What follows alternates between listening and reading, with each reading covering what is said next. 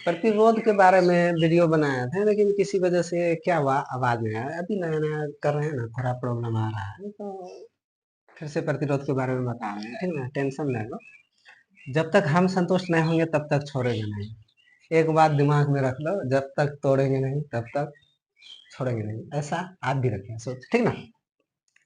तो प्रतिरोध दो तरह से समूह किया जाता है, प्रतिरोध का दो तरह से संयोजित किया जाता है, एक समांतर क्रम में, एक श्रेणी क्रम में।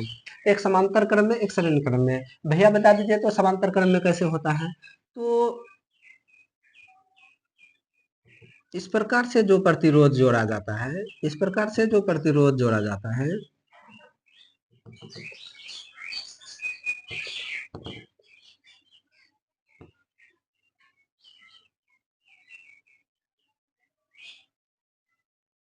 इस प्रकार से जो प्रतिरोध जोड़ा जाता है, इसको समांतर क्रम समूहन बोला जाता है। प्रतिरोधों का समांतर क्रम समूहन जाता है, बोला जाता है। तो इसको 10 क्लास वाले बच्चे को लिए बच्चे के लिए इनको परिभाषा भी कभी कभी पूछ देता है, इनका परिभाषा भी कभी कभी पूछ देता है। तो परिभाषा में क्या लिखेंगे, तो अभी 1 मिनट में बताते हैं।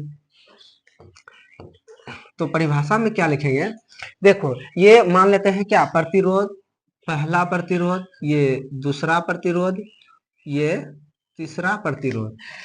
तो इसका परिभाषा कैसे देंगे कि समांतर क्रम में प्रतिरोध का समूहन को परिभाषित करें, तो किस प्रकार से परिभाषित करते हैं, सभी प्रतिरोध का एक सिरा एक बिंदु पर और सभी प्रतिरोध का दूसरा सिरा दूसरे बिंदु पर जोड़ा जाए, जोड़ दिया जाए, तो इस प्रकार के प्रतिरोध के संयोजन को समांतर क्रम संयोजन कहा जाता है। इस प्रकार के प्रतिरोध का संयोजन का क्या कहते हैं, समांतर क्रम संयोजन। इसमें होता क्या है कि जैसे ओम के नियम में पढ़े थे क्या, V बराबर I इंटू आर, V बराबर I इंटू आर। तो इसमें क्या होता है, इसमें श्रेणी क्रम और समांतर क्रम में, श्रेणी क्रम और समांतर क्रम में ये क्या हुआ, समांतर क्रम में हुआ। अब ये श्रेणी क्रम में देख लेते हैं, उसके बाद उसमें जाएंगे। श्रेणी क्रम कहाँ पे बना है, मान लेते हैं यहाँ पे बना रहे हैं, ठीक ना। पहला प्रतिरोध, दूसरा प्रतिरोध, तीसरा प्रतिरोध, इस प्रकार से जोड़ दिए।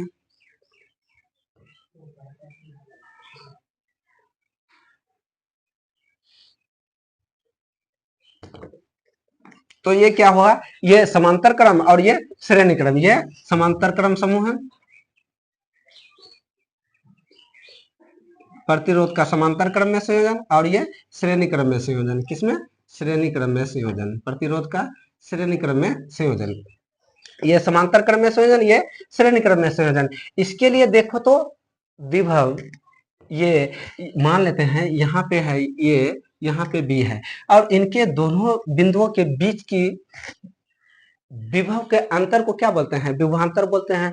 तो इनको विभवांतर को मापते किससे हैं, वोल्ट से, जैसे जिसको अपने भाषा में क्या बोलते हैं, वोल्टेज। आज घर में वोल्टेज बहुत अधिक दे रहा है, जिसके कारण पंखा बन बन बन बन बन बन घूम रहा है, तो वही वोल्टेज है। क्या है, वोल्टेज है, जिसको वोल्ट बोलते हैं।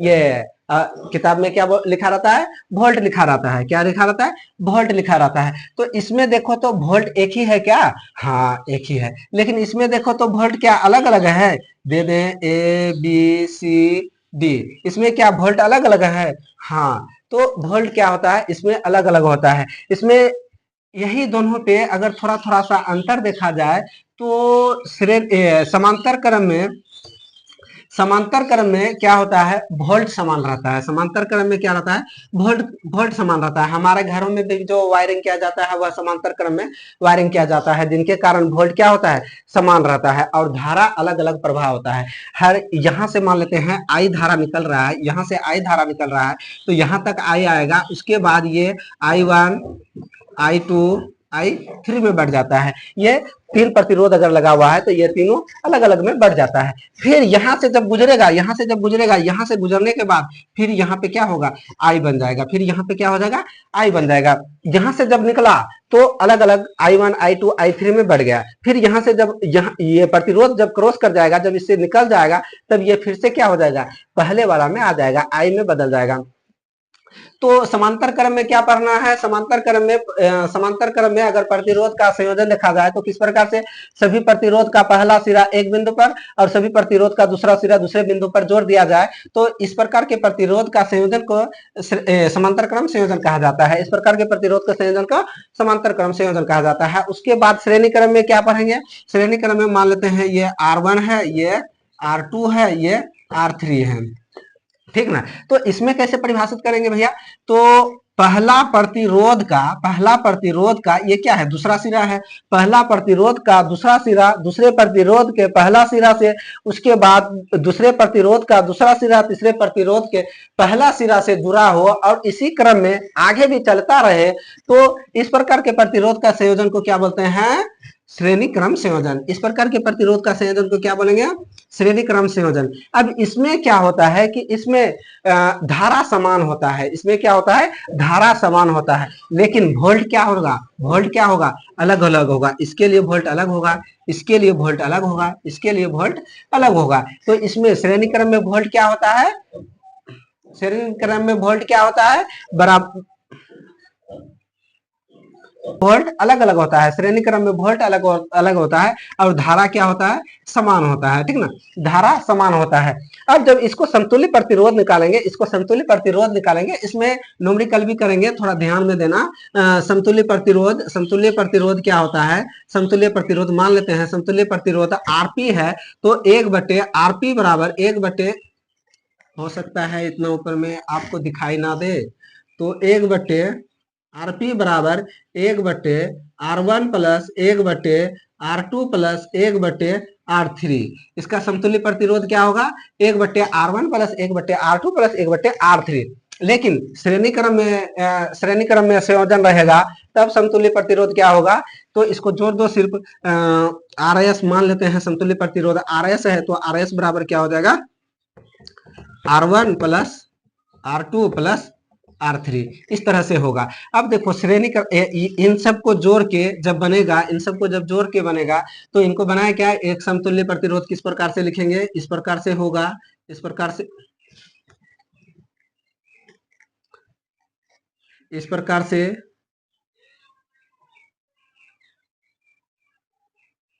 इस प्रकार से होगा, तो ये क्या कहलाएगा, RS कहलाएगा। ये क्या होगा, ये RS इसका समतुल्य प्रतिरोध है। और इसका समतुल्य प्रतिरोध जब निकालेंगे तो कैसे निकालेंगे, तो इन सबको जोड़ने के बाद क्या होगा, जो आएगा तो एक सिंगल प्रतिरोध इसके स्थान में यूज करेंगे, तो किस प्रकार से करेंगे, तो किस प्रकार से करेंगे,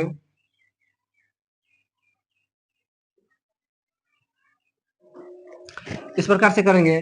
तो समांतर क्रम और श्रेणी क्रम प्रतिरोध का संयोजन समझ में आ गया होगा।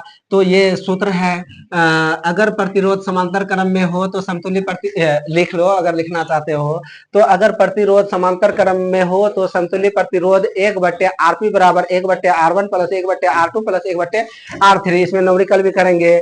उसके बाद ये क्या है, श्रेणी क्रम में अगर जोड़ा रहे हैं, एक बात ध्यान में रखना, ये बात कभी मत भूलना, श्रेणी क्रम में क्या हो रहा है, अलग अलग वोल्ट है, अलग अलग, ये क्या है, इन दोनों के बीच के विभव को क्या बोलेंगे, विभवांतर बोलेंगे। इन दोनों के बीच के विभव में जो अंतर आएगा उसको क्या बोलेंगे, विभवांतर बोलेंगे। इन दोनों के बीच के जो विभव में अंतर आएगा उसको क्या बोलेंगे, विभवांतर बोलेंगे। इन दोनों के बीच में जो आएगा वह विभवांतर होगा। तो सब में इसका क्या है, विभवांतर अलग है। और विभवांतर का असह मात्र क्या होता है, वोल्ट। विभवांतर का असह मात्र क्या होता है, वोल्ट। तो श्रेणी क्रम में जब जोड़ेंगे प्रतिरोध को तो उसमें क्या होगा, वोल्ट अलग अलग होगा, वोल्ट अलग अलग होगा, लेकिन सभी के लिए धारा क्या है, एक ही है। सभी के लिए धारा क्या है, एक ही है। यहाँ से सभी के लिए इन सब के लिए धारा क्या है, एक ही है, आई ही है। सबके लिए धारा क्या है, आई ही है। लेकिन इसमें क्या है, सबका वोल्ट। देखो तो ये दोनों के बीच की दूरी में ही ये दोनों क्या है, ये तीनों प्रतिरोध संयोजित किया गया है। तो इनके लिए वोल्ट क्या होता है, वोल्ट क्या होता है, एक ही होता है। सभी के लिए वोल्ट क्या होगा, इसमें समांतर क्रम में एक ही होगा। लेकिन धारा क्या हो रहा है, अलग अलग, धारा क्या हो रहा है, अलग अलग। लेकिन प्रतिरोध से गुजरने के बाद फिर से वही आई में परिवर्तित हो जाता है, ठीक है। तो समांतर क्रम में अगर संयोजित किया जा रहा है तो प्रतिरोध का समतुल्य प्रतिरोध क्या हो जाएगा, लिखना चाहते हो तो लिख लो। अगर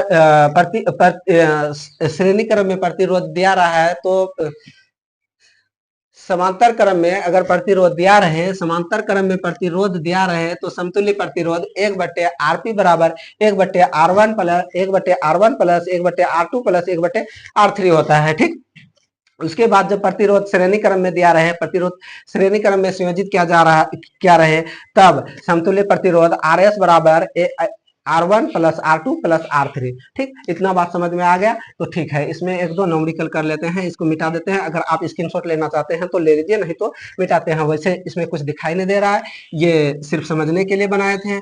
ये सूत्र है, ये आपको लिखवा चुके हैं, ये सूत्र है, ये आपको लिखवा चुके हैं। अगर उतारना चाहते हैं या स्क्रीनशॉट लेना चाहते हैं तो आप ले सकते हैं। ठीक ना, अब इसमें एक दो न्यूमेरिकल कर लेते हैं। क्या कर लें, एक दो न्यूमेरिकल कर लें। इसमें एक दो न्यूमेरिकल कर लें। तो इसमें सवाल कैसे कैसे आ सकता है, इसमें सवाल कैसे कैसे आ सकता है। मान लेते हैं क्या एक प्रतिरोध, दूसरा प्रतिरोध, तीसरा प्रतिरोध इस प्रकार